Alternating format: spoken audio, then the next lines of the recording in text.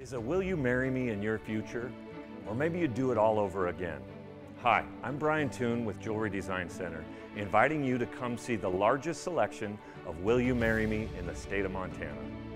The brightest diamonds of every shape and size, unique settings built to last, and skilled jewelers on site offering free sizing and maintenance for life, because that's how long we want to be your jeweler. Jewelry Design Center in Missoula, on Brooks, across from the Montana Club. Well, the drama of whether it would be number one or all that wasn't there this morning. So, to see who ultimately would be coming here in a couple of weeks was part of it. It was great to be here and see our fan support and continue to move this thing forward. I think we're after is a lot of things in this program, and one of them is to be playing here in December. So we have that opportunity. Whether it's New Hampshire or UT Martin in a couple weeks, start getting ready for them. What a season at this point, and I think our guys fully understand that the work is far from finished.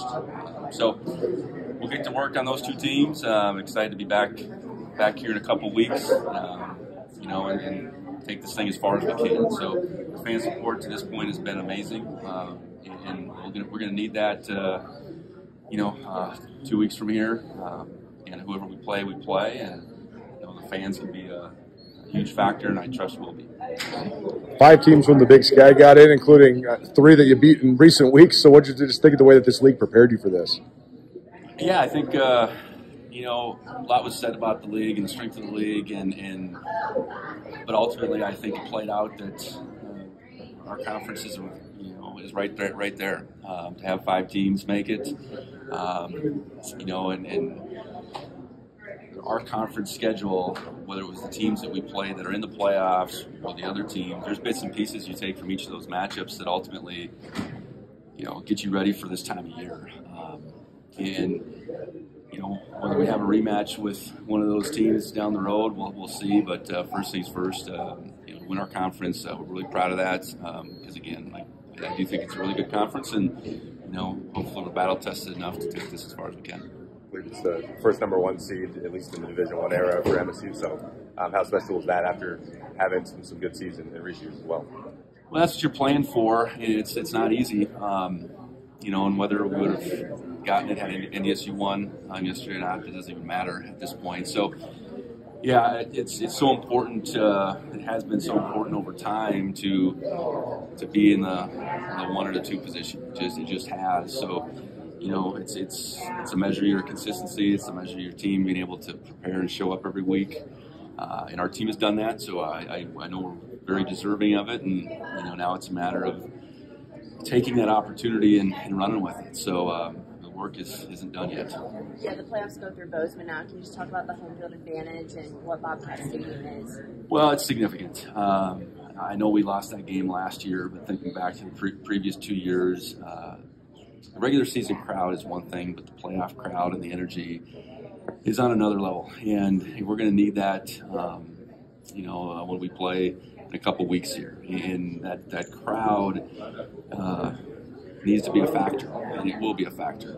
I think it was a factor yesterday, and so look forward to that opportunity. Our guys certainly relish the opportunity to play at home. I know for our seniors yesterday, it was senior day, but they knew it wasn't going to be their last game in that stadium. So we hope that we can provide a few more, certainly, and I know we just got the one in front of us. It's guaranteed, so we got to make the most of it.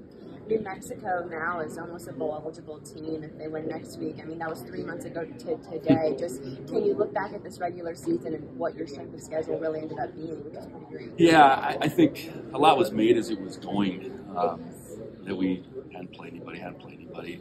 But ultimately, let's play all the games and let the dust settle there. And you can only play the teams that are on your schedule. I know losing that Stephen F. Austin game, that was nothing we did. And we just played the team that they brought in here at that point, Mercyhurst. So, yeah, I think the teams that we played, whether it was, here in Bozeman or on the road, I like the way our schedule shaped up, and, we were able to, find our way through it, and we're pretty fortunate to have done that. And yeah, I think to some degree we're pretty battle tested. We'll be able to work through some times. So much celebration these last 24, 36 hours. So how do you sort of then reset after the dust settles from that? Yeah, yesterday was so meaningful in a lot of different ways. To be able to bring that Great Divide Trophy back, keep it here, that's huge. That's huge for so many reasons. And, making the most of the opportunity to be the outright champs in the Big Sky. I know 2 years ago we didn't have the ability to control that. So to receive that trophy last week, our guys understood, it wasn't about wanting to share that. So to get that done and then, do everything we could to get the seating the way we wanted to. A lot to celebrate, a lot to appreciate, but I think this team is far from satisfied. Is there anything from the last few years of playoff games that you guys can kind of take away from past experience kind of heading elsewhere? Well, I think you have to find a way to play your best football in December. I think thinking back to the different opportunities we've had, what does that mean? It means you just got to continue your process. You got to continue to prepare the same way. You got to be as healthy as you possibly can. Young guys, like they have, need to continue to emerge because we got a great senior group that we can lean on, but it's still going to be about a group of guys in that second-year class that probably hasn't experienced a whole lot. So, you just got to keep finding ways to be your best. And I know, last year I think it became apparent that getting overtime, you better figure that piece out too. So I think we did some things in fall camp. We'll probably revisit some overtime, some 2-point, just watching A&M and Auburn last night. They'll be prepared to get in the 2-point contest if you get to that. So, you got to lay it all out there, with these opportunities, and then if you're fortunate enough to win, you got to figure out how to do that again. So I think this team's been in a lot of playoff games. This group has, and I like our chances because of that. But there's some young guys that haven't, and they're going to have to figure it out too. You guys rely on the run game, and run game is pretty important in the playoffs. But you guys had a couple guys dinged up, and just how do you feel about that going in? Well, yeah, Scott Trey was no worse for wear yesterday. He'll be fine. He wasn't able to be at a high enough percentage. We felt like putting him out there after a couple of plays made any sense. We'll see what we're at with Julius. Obviously, Adam is more than capable of being the top flight guy he was yesterday. Colson came in there, so having those guys, that amount of guys, you feel pretty good about. Tommy's health, I think you feel pretty good about.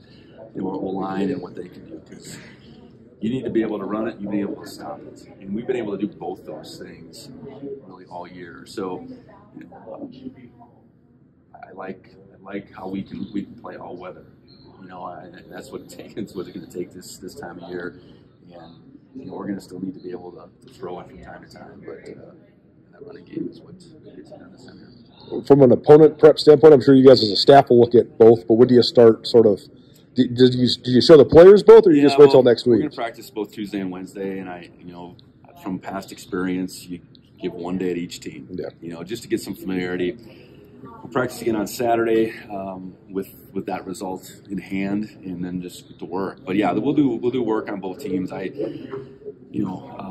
Looking at it, paper, it looks like it could be a toss-up. I know we saw New Hampshire on main film from last year. We played Tennessee Martin a few years back, so we're kind of starting from scratch as far as the familiarity, so we got to dig in and get a little work done this week.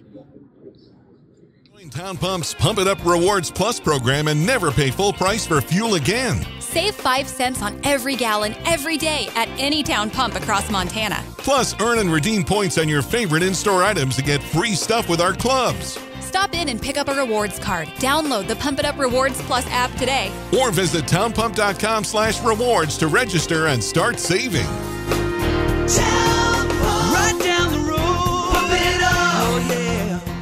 Well, Neil, you guys have been in contention for this 1 seed for a while, and to see it up on the board, I guess, how does that feel?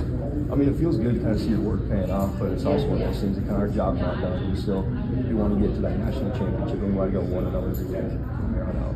I guess having home field advantage, I guess what does that mean, just playing in front of Bobcat Stadium? I mean, it's big. It's always fun playing in front of Bobcat Nation, especially in these big games, because they always show out for us, and it's a great experience for everyone. Just your experience yesterday, what was that moment like for you and the rest of the team? I mean, it's great. There's nothing that beats it when the whole Bobcat Stadium's in there just chanting for you, helping you out. It's great. This those games you dream of growing up in Montana, that Cat Grizz game, being able to play it, and being able to play in it, it's just something that you can't be topped, really. You really had to step up along with Bryce, the past 4 or 6 weeks. How do you feel like, have you gotten more comfortable in the role, in your expanded role in the linebacker room? I'm definitely getting more comfortable out there. It's just kind of getting in practice, working with the same guys every day, kind of getting the communication going. And honestly, it's just starting to see stuff a lot faster, which is kind of fun to do. Is there a reason you're wearing a club the last couple games? I broke my hand a couple weeks ago, but it should be good now. This is the first #1 seed in FCS history, I believe, at least Division I. Obviously undefeated, just beat the Grizz. How do you balance kind of appreciating what has happened, but also trying to focus on what's ahead? I mean, as Coach Vigen always says, we can kind of celebrate it today, celebrate it the day of, but tomorrow we got to get back to work and we got to keep doing what we've been doing all year, attacking the day in a 1-0 mindset, and hopefully just keep it going all year. How's the seniors honed in that mentality? We've talked about it a lot, but 24 guys really taking leadership roles. What's that been like? I mean, they're leaders. They're the ones that are going to sit up there and they're going to not stand for someone just slacking off or not doing what's right. So in practice, they're always pushing us to do better, practice as hard as we possibly can so we can get ready for the game. Are you guys playing for those seniors? Because they talk a lot about, that North Dakota State game last year and not wanting the seniors to feel that way again. Is that how you feel? I mean, we're always playing for those seniors. We're playing for those guys last year who broke like no one asked us, and playing for him, kind of just trying to get to that next level. And for those guys who kind of got us to this level, just trying to keep it going, stepping back. Five Big Sky teams made it in. I guess, how do you feel like you guys have kind of been battle tested? I mean, we've been battle tested. We've got great teams in the Big Sky, great offenses, great defenses. You're going to get some adversity here and there, but it's one of those things, how you attack that adversity that gets you ready for it. How much you and other guys who went to Sentinel, just how much sweeter, I guess, was yesterday because of that? I mean, it's great because growing up in the Sentinel, went to a lot of Grizz games, was a little bit of a Grizz fan growing up, but it's always fun to put it back on when you're playing for the Bobcats because it's probably the best fans of the Big Sky are here. Is there a memory from yesterday that especially stands out? Honestly, it's just kind of celebrating with the boys after every play is one of those I'll remember for the rest of my life, and you just can't beat that. Good. Big Sky Breakdown, proudly presented by the Bobcat Collective at Montana State. The Bobcat Collective is the NIL collective that serves Montana State University student athletes. The collective has partnered with Montana State to connect fans, alumni, businesses, and local nonprofits with Montana State student athletes. Opportunities through the collective allow student athletes to earn compensation while serving the greater Montana State University community. Sign up now for memberships and enjoy automatic entry into raffles for free tickets while supporting the bright minds at Montana State. They have multiple different membership tiers, and you can also be a one-time supporter, and you can also business partner or corporate supporter. Visit bobcatcollective.com for more.